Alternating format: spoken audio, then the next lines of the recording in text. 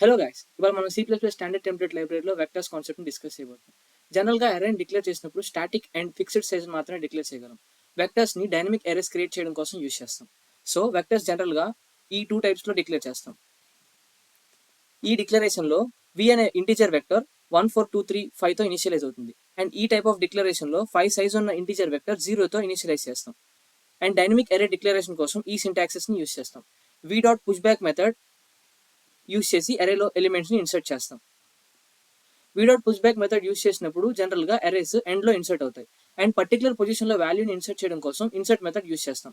ఈ ఎగ్జాంపుల్లో 1 పొజిషన్లో 4 అనే ఎలిమెంట్ని ఇన్సర్ట్ చేస్తాం. అండ్ దీనికి పట్టే టైం కాంప్లెక్సిటీ బిగ్ ఆఫ్ 1, ఎందుకంటే 2 and 3 1 పొజిషన్ రైట్కి షిఫ్ట్ అవుతాయి కాబట్టి.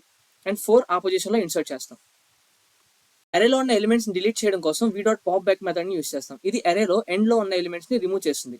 అండ్ దీనికి పట్టే time complexity big of 1. v.arrays method use చేసి పర్టికులర్ ఇండెక్స్లో ఉన్న వాల్యూని రిమూవ్ చేస్తాం.